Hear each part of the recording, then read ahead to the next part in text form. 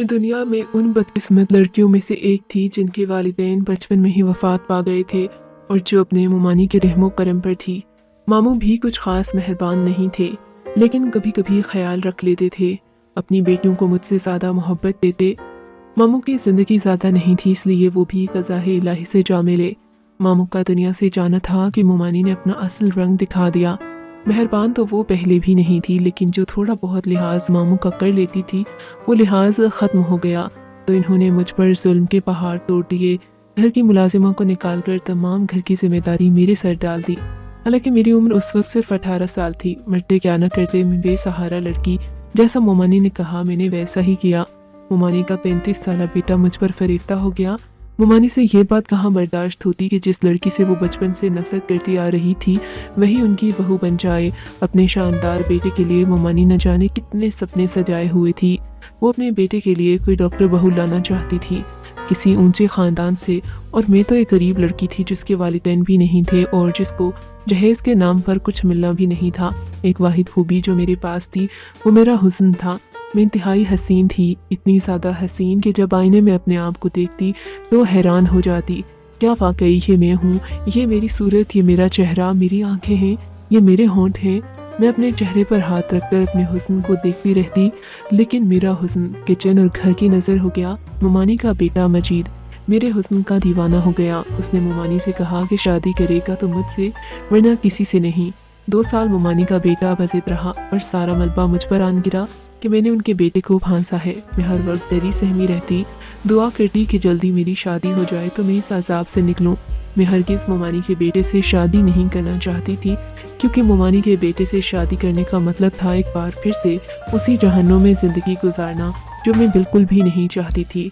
मैं इस घर को हमेशा के लिए छोड़कर जाना चाहती थी और वापस नहीं आना चाहती थी। इसी दौरान मेरे लिए एक रिश्ता आ गया। मुमानी ने फ़ौरन हाँ कर दी। चट मंगनी पट ब्याह हो गया। इन लोगों ने जहेज़ के नाम पर 1 रुपया भी नहीं लिया था। मेरे कपड़े भी इन लोगों ने बनवा कर दिए तो मैं बहुत खुश हुई कि मुझे इतना अच्छा ससुराल मिला जिनकी कोई डिमांड नहीं है। लेकिन शादी की पहली ही रात मेरी सारी खुशी हवा हो गई जब मुझे मेरे शौहर के मुतालिक एक ऐसी हकीकत का इल्म हुआ जिसे सुनकर मेरे सर पर आसमान आ गिरा। मैं दुल्हन के रूप में सजी संवरी बैठी थी और शौहर वलीद का इंतज़ार कर रही थी। वलीद अंदर दाखिल हुए। मेरा चेहरा झुका हुआ था। वो मेरे करीब आकर बैठ गए, लेकिन मुझे न जाने क्यों किसी अनहोनी का एहसास हुआ। इन्होंने मुझे सवाल किया कि मैं देखने में कैसी हूँ। मैंने हैरत से इनकी तरफ देखा। मैंने कहा खुद घूंघट पलट कर देख लें, मैं कैसी हूँ। उनका कहकहा बुलंद हुआ। मुझे उनकी इस तरह से ज़ोर पर हंसने की बात समझ नहीं आई। वो क्यों हंस रहे थे और क्यों मेरा घूंघट पलट नहीं रहे थे। मैंने खुद ही अपना घूंघट पलट कर उन्हें देखा। वो सामने देख रहे थे, मेरी तरफ देख ही नहीं रहे थे। मेरा दिल टूट गया। मैंने इनसे कहा आप मुझसे नाराज़ हैं या आप इस शादी से खुश नहीं हैं जो मुझे देख नहीं रहे। वो फिर से हंसने लगे। मुझे उनके रवैये में कुछ अजीब सा महसूस हो रहा था। मैं समझने से कासिर थी कि वो इस तरह से क्यों हंस रहे हैं। मुझे महसूस हो रहा था कि वो इस शादी से खुश नहीं हैं, शायद किसी और को पसंद करते हैं। इनकी शादी ज़बरदस्ती मुझसे करवाई गई थी, इसलिए वो हंस रहे थे। मैंने इनसे सवाल किया कि आप किसी और को पसंद करते थे, तो वो फिर से हंसने लगे। अब तो मेरा दिमाग ख़राब होने वाला था। ये क्या तरीका था अपनी दुल्हन से बात करने का? अगर मैं इन्हें पसंद नहीं थी तो बोल देते। मेरा दिल तो जैसे किसी गहरी खाई में जा उतरा था। मेरी कोशिश थी कि वो एक बार मेरा चेहरा देख लें तो यकीनन उस लड़की को भूल जाएंगे जिससे वो मोहब्बत करते थे, या फिर कोई भी बात थी तो मेरा चेहरा देखने के बाद सब भूल जाएंगे, क्योंकि मैं थी ही इतनी खूबसूरत। मगर सामने वो ड्रेसिंग टेबल की तरफ देख रहे थे। मेरी तरफ नज़र उठाकर देखना भी गवारा नहीं समझा। मैं तो यही सोच कर आई थी अपने शौहर और ससुराल की इतनी खिदमत करूंगी कि मुझे वापस मुमानी के पास जाना ही ना पड़े। क्या तुम्हें ये किसी ने बताया नहीं कि मैं देख नहीं सकता? अचानक से वलीद ने कहा तो मुझे लगा वो मजाक कर रहे हैं।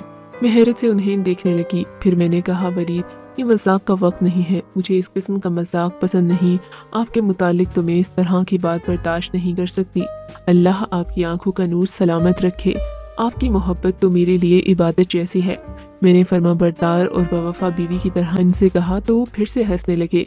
फिर बोले कि नाज़नीन, ये दुनिया बहुत बेवफा है। अगर इंसान के अंदर कोई खूबी हो तो दुनिया उससे मोहब्बत करती है, लेकिन अगर उसी इंसान के अंदर कोई खूबी ना हो, किसी किस्म की कमी हो, तो यही दुनिया बावफा से बेवफा हो जाती है।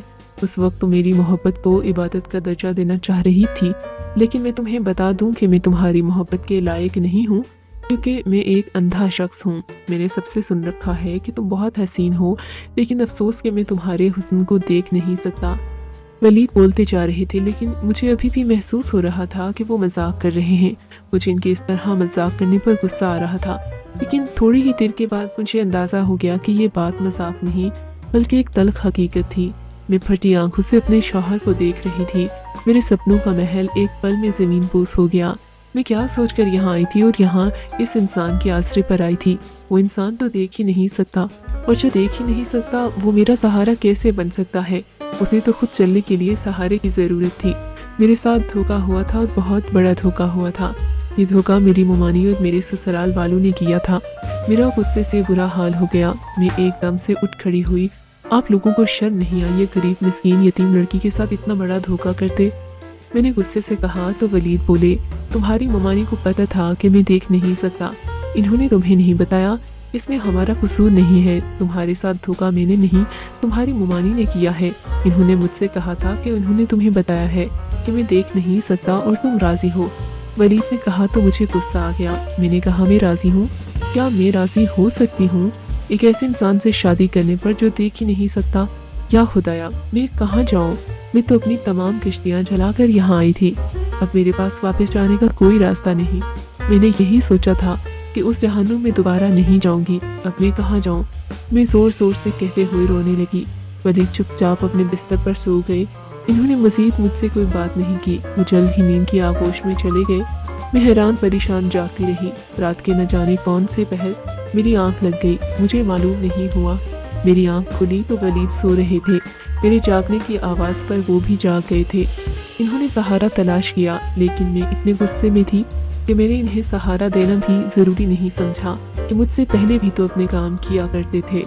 ये कमरा उनका था। अंदाजे के मुताबिक वो वॉशरूम चले गए। फिर थोड़ी देर बाद बाहर निकले। मैंने उनसे कोई बात नहीं की। इन्होंने मुझे पुकारा, नाज़नीन क्या तुम यहाँ हो? मैं कमरे में ही मौजूद थी, मगर मैंने इनकी बात का कोई जवाब नहीं दिया। मेरा दिल इतना ख़राब हो चुका था जिसकी कोई हद नहीं थी। मैं 20 साल की एक खूबसूरत लड़की थी और इस पर यह जुल्म हुआ था। मेरी हालत का अंदाज़ा लगाना दूसरों के लिए मुश्किल था। जूता पाँव में कहाँ तकलीफ देता है, ये जूता पहनने वाला ही जानता है और कोई नहीं। मुझे भी तकलीफ हो रही थी। मेरी तकलीफ से सिर्फ मैं ही वाकिफ थी। दिन यूं ही गुजरते रहे। मेरा ससुराल में दिल न लगता भी तो कैसे। जिसके आसरे पर मैं आई थी वो तो किसी काम का नहीं था। मेरी सास ने मुझसे कहा कि तुम्हारी मुमानी को हमने हर हकीकत से आगाह किया था।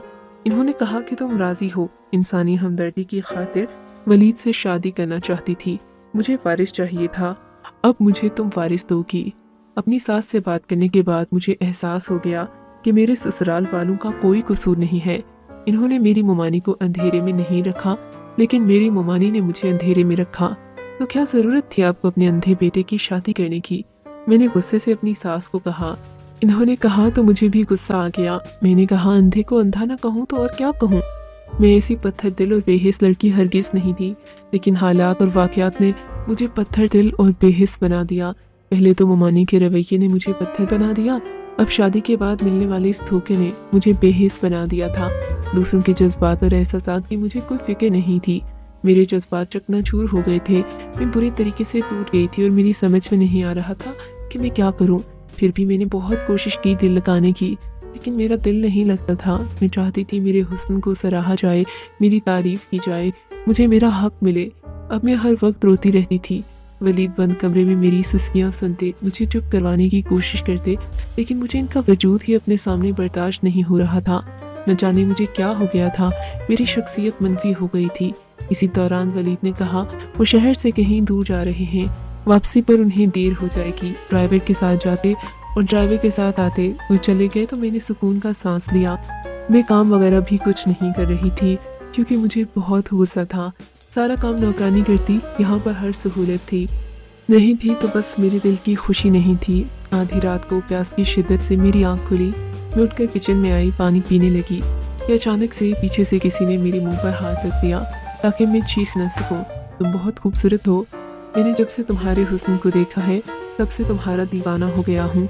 आज तुम्हारा शौहर घर पर नहीं है, हालांकि वो देख नहीं सकता, लेकिन फिर भी मैं उसकी गैर मौजूदगी में आना चाहता था। ताकि तुमसे खुलकर अपनी मोहब्बत का इजहार कर सकूं। मैं तुम्हें बता दूं, मैं तुम्हारे पड़ोस में रहता हूँ। रोज़ाना अपने कमरे की खिड़की से तुम्हें बालकनी में खड़ा देखता हूँ। मुझे अफसोस है तुम जैसी हसीन लड़की की शादी एक ऐसे इंसान से हो गई जो तुम्हारा हुस्न देख ही नहीं सकता। मेरे कान के करीब सरगोशी के अंदाज में वो बोलता जा रहा था। मैंने आंखें घुमाकर देखा तो उसने नकाब पहना हुआ था और उसकी आंखें नुमाया थी। मैं किस्मत और हालात की मारी हुई लड़की थी। जब किसी और के मुंह से अपने लिए तारीफ सुनी तो मुझे बहुत अच्छा लगा। बजाय इसके कि मैं इसकी बातों पर गुस्सा करती, मुझे इसकी बातें अच्छी लगी और ऐसी बातों ही को मैं सुनना चाहती थी जो मेरे हुस्न को सराहे। मैंने उसे इशारों में कहा, मुझे बोलने दो। उसने मेरे मुंह से हाथ हटा दिया। मैंने पूछा, तुम कौन हो? उसने बताया, मैं तुमसे मोहब्बत करता हूँ और रोज़ाना तुम्हें देखता हूँ। मैंने उससे कहा, यहाँ से चले जाओ, मेरा शौहर आ जाएगा। उसने कहा, मुझे तुम्हारे शौहर की खबर है, वो कल सुबह ही आएगा। लेकिन फिर भी मुझे अपनी सास का खौफ था। उस रात तो मैंने उसे भगा दिया, लेकिन अब जब भी वलीद काम से कहीं जाते तो वो आ जाता। न जाने उसने कौन सा चोर रास्ता बनाया हुआ था। पहले वो किचन में आ जाता था और अब मेरे कमरे की खिड़की फैलाकर मेरे कमरे में आ जाता। हम दोनों बातें करते और वो मेरे हुस्न की तारीफ करता रहता। मैं सुनती रहती और मुझे अच्छा महसूस होता, लेकिन वो हमेशा नकाब की रखता। मैंने उससे कई बार कहा कि नकाब हटाकर मुझे अपना चेहरा दिखाए, लेकिन उसने कहा कि वक्त आने पर दिखाऊंगा। उसकी आंखें बहुत हसीन थीं। उसकी आंखों से अंदाज़ा हो रहा था कि वो एक खूबरू नौजवान है। आंखों से भी ज़्यादा उसकी बातें अच्छी थीं, यानी कि वो गिरफ्तार का गाजी था। मुझे उसकी मोहब्बत भरी बातों की आदत हो गई थी। वो सारा सारा दिन फ़ोन करके भी मुझसे मोहब्बत भरी बातें करता। मेरी ज़िंदगी में जब किसी चीज़ की कमी थी वो मुझे मिल रही थी, लेकिन एक नामहरम से। वो तो मेरी तारीफ करने से कासिर था जो मेरा महरम था। काफ़ी अरसे तक ये सिलसिला चलता रहा। वो वलीद की खैर मौजूदगी में आता रहता, हम बातें करते, लेकिन कभी उसने कोई गलत हरकत नहीं की। मेरी अक्ल पर शैतान ने पर्दा डाल लिया था। मुझे ये भी खौफ नहीं था कि कोई अजनबी शख्स मेरे कमरे तक आ जाता है और वो कुछ गलत भी कर सकता है। किसी अजनबी पर एतबार करना इस कदर सख्त था। मेरा शौहर तो सिर्फ आंखों से अंधा था, मगर मेरा तो दिल भी अंधा हो चुका था। मेरी रूह सब कुछ अंधी हो चुकी थी। मैं क्या कर रही हूँ?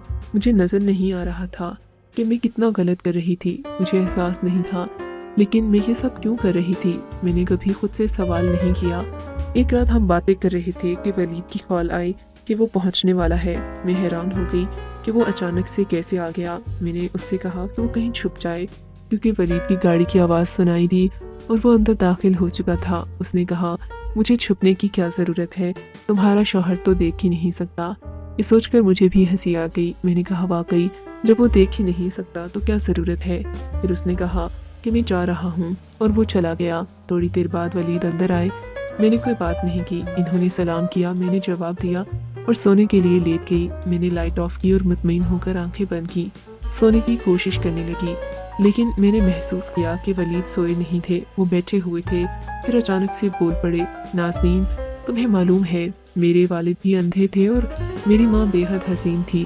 ख़ानदान वालों के दबाव में आकर मेरी माँ ने मेरे वालिद से शादी तो कर ली, लेकिन उनके अंदर एक वीरानी भी हमेशा से, और उन्हें एक अंधे इंसान के साथ ज़िंदगी बसर करना बहुत मुश्किल लग रहा था। मैं पैदा हुआ तो वालिदा ने अपना दिल मुझसे लगा लिया, लेकिन फिर उनका दिल मुझसे उठ भी गया। इन्होंने अपना दिल कहीं और लगा लिया। पापा की गैर मौजूदगी में रोज़ाना एक गैर शख्स हमारे घर आता और मेरी माँ उससे बातें करती रहती थी और मैं सुनता था, मगर कुछ कहता नहीं था। जैसे ही वलीद ने ये अल्फाज अदा किए, मेरी जान निकल गई।